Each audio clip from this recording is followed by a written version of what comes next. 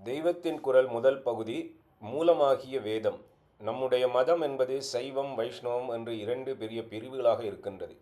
இதை இரண்டு மதம் என்று சொல்வதா ஒரே மதம் என்று சொல்வதா என்று சந்தேகம் வரும். கிறிஸ்தவ மதத்திலும் காத்தலிக் புரொட்டஸ்டன்ட் என்று இரண்டு பிரிவுகள் இருக்கின்றன. இருந்தாலும் ஒரே மதம் என்று சொல்கிறார்கள். காரணம் என்ன? இரண்டு பேரும் பொதுவாக பூஜை செய்ய ஒரே கர்த்தரின் பெயரை சொல்லி வணங்குகிறார்கள். புத்த மதத்தில் ஹீனயானம் மகாயானம் என்று இரண்டு மதமாக சொல்வதில்லை. காரணம், அவர்கள் இரண்டு பேருக்கும் புத்தரே தலைவர். இப்படி சைவர்களுக்கும் வைஷ்ணவர்களுக்கும் ஒரே சுவாமி இருக்கிறாரா? இல்லை. இப்போது சாதாரண வைஷ்ணவர்கள் எப்படி இருந்தாலும் அவர்களுக்கு ஆச்சாரிய புருஷர்களாக இருப்பவர்கள் சிவன் கோவில் பக்கமே வரமாட்டார்கள். விஷ்ணுதான் அவர்களுக்கு சுவாமி. அவர்களுக்கு சிவன் சுவாமியே அல்ல. விஷ்ணுனுடைய பக்தர்களுக்கு சிவனும் ஒரு பக்தன்தான் என்பது அபிப்பிராயம். சைவர்களில் தீவிரவாதிகள் விஷ்ணு சுவாமியே அல்ல, சிவன் தான் சுவாமி, விஷ்ணு அவருக்கு பக்தன் என்று சொல்கிறார்கள். இவர்கள் இரண்டு பேரையும் எப்படி ஒரு மதம் என்று சொல்வது? அது போகட்டும். இவர்கள் இரண்டு பேரையும் ஒரு மதம் என்று சொல்ல இரண்டு பேருக்கும் பொதுவாக ஏதாவது மத புஸ்தகமாவது இருக்கிறதா என்று பார்க்கலாம். கிறிஸ்தவம், இஸ்லாம் முதலியவற்றில் பல பிரிவுகள் இருந்தாலும் எல்லோருக்கும் பொதுவான பைபிளும் குரானும் இருப்பது போல் சைவ வைஷ்ணவர்களுக்கு பொதுவான பிரமாண கிரந்தம் இருக்கிறதா என்று பார்க்கலாம். சைவர்கள் தேவாரம் முதலிய திருமுறைகளை தங்கள் மத நூல்களாக வைத்து கொண்டிருக்கிறார்கள். வைஷ்ணவர்களோ 4000 திவ்ய பிரபந்தம் தமது ஆதார நூல் என்கிறார்கள். புஸ்தகங்களும் வேறாக போய்விட்டன, சுவாமியும் வேறாக போய்விட்டார். அப்படி இருக்க இரண்டு பேரையும் ஒரே மதம் என்று எப்படி சொல்வது? நமக்குள் சைவர்கள் வைஷ்ணவர்கள் என்று வேறாக சொல்லி கொண்டிருந்தாலும் வெள்ளைக்காரன் நமக்கு இந்துக்கள் என்று பொது பெயரை வைத்தானோ நாம் பிழைத்தோம். அவன் வைத்த பெயர் நம்மை காப்பாற்றியது. அவன் மட்டும் ஹிந்து என்று பெயர் வைத்திருக்காவிட்டால் ஒவ்வொரு ஊரிலும் சைவர், வைஷ்ணவர், சாக்தர், முருகபக்தர், பிள்ளையார் உபாசகர், ஐயப்பன் பக்தர், எல்லையம்மனை கும்பிடுகிறவர் என்று நம்மை பிரித்து கொண்டு தனித்தனி மதமாக நினைத்து கொண்டிருப்போம். இப்போது ஹிந்து சமூகம் என்ற பொது பெயரில் சொல்லப்படும் சமுதாயத்தை இப்படி 7-8ஆக தனித்தனி மதம் என்று பிரித்துவிட்டால் அதற்கப்புறம் ஒவ்வொரு ஊரிலும் முஸ்லிம், கிறிஸ்தவர்கள் போன்ற மதஸ்தர்கள்தான் அதிக தொகை இருப்பார்கள். அதாவது இப்போது தேசத்தின் 2 பக்கங்களில் மட்டும் பாகிஸ்தான் முளைத்திருப்பது போல் இல்லாமல் நம் தேசம் முழுவதுமே பாகிஸ்தானாகி இருக்கும். எத்தனையோ திருமங்கள் செய்து பாகிஸ்தானை பிரித்த அதே வெள்ளைக்காரன் தான் எத்தனையோ யுக்திகள் செய்து நம்மை ஆரியர், திராவிடர் என்றெல்லாம் வேதப்படுத்திய அதே வெள்ளைக்காரன் தான் தன்னையும் அறியாமல் நமக்கு ஹிந்து என்று பொது பெயரை தந்து என்று இந்தியா தேசம் என்று ஒன்று இருக்கும்படியான மிகப்பெரிய நன்மையை செய்திருக்கிறார்.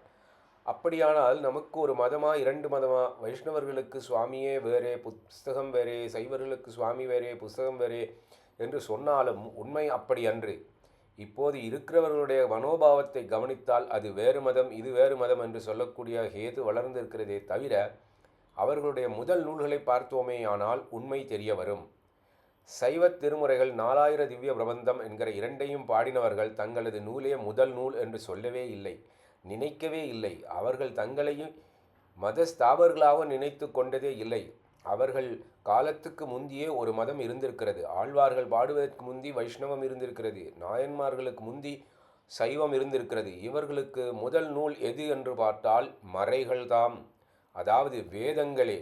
சைவர்கள் ஈஸ்வரனையே வேத டோராகங்க மாயினனை, வேதநாதன், வேதகீதன், ஆரணன்கான் என அநேக இடத்தில் சொல்கிறார்கள். வைஷ்ணவ நூல்களிலும் இப்படித்தான் வேதம் தமிழ் செய்த மாறன் சடகோபன் என்று சொல்லியிருக்கிறார்கள். அவர்கள் சொல்லியிருப்பதை நாம் சரியாக கவனித்தால் இவ்விருவர்களுக்கும் மூல புஸ்தகம் ஒன்றே என்பது தெளிவாகும்.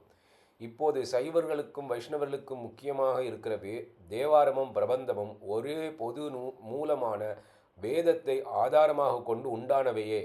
தேவாரத்தையும் பிரபந்தத்தையும் பாடிய மகான்கள் எங்கு பார்த்தாலும் வேதத்தின் பெருமையே பேசுகிறார்கள். எந்த க்ஷேத்திரத்தை வர்ணித்தாலும் அங்கே வேத ஒலி மிகுந்திருந்தது, ஹோம புகை மிகுந்திருந்தது, வேதம் அதன் அங்கங்கள் எல்லாம் தழைத்திருந்தன என்று பரவசமாக சொல்கிறார்கள். சுவாமியை பற்றி சொல்கிற அளவுக்கு வேதத்தை பற்றியும் சொல்கிறார்கள். வேதம் ஒரே கருத்தை பல மூர்த்திகளாக தந்திருக்கிறது. வேதம் என்ற நதியில் இந்த ஒவ்வொரு மூர்த்தி வழிபாடும் ஒரு துறை மாதிரி. வேத நெறி தழைத்தோங்க மிகு சைவத் துறை விளங்க என்று இதையே சேக்கிழார் சுவாமிகள் சொல்கிறார். இப்படியே சாக்தம், கானபதம், அதாவது பிள்ளையாரை உபாசனை பண்ணுவது, கௌமாரம் முருகன் வழிபாடு, சௌரம் சூரியனை பரமாத்மாவை உபாசிப்பது முதலான எதை எடுத்துக்கொண்டாலும் அதன் ஆதார நூல்களில் இந்த வழிபாட்டுக்கு ஆதாரம் வேதத்திலேயே இருக்கிறது. எங்கள் சுவாமி வேதத்திலேயே ஸ்தோத்திரம் பண்ணப்பட்டவர் என்றே சொல்லியிருக்கும். ஆக ஹிந்து மதம் என்ற பெயருள் உள்ள அத்தனை பிரிவுக்கும் ஆதாரமான நூல் ஒன்றே ஆகிவிட்டது. அந்த ஆதாரமான வேதத்தின் சைவ வைஷ்ணவ ஸ்மார்த்த சம்பிரதாய ஆச்சார்கள் எல்லோரும் தசோபனிஷதுகள் என்கிற 10 உபனிஷதுகளும் பாஷ்யம் செய்திருக்கிறார்கள். இந்த உபனிஷதுக்குள் பிரம்மம் ஒன்றே சுவாமி என்றுதான் சொல்லியிருக்கிறது. அதற்கே ஓரிடத்தில் கடோபனிஷத்தில் விஷ்ணு என்றும் இன்னொரு இடத்தில் மாண்டூகிய உபனிஷத்தில் சிவம் என்றும் பெயர் சொல்லியிருக்கிறது.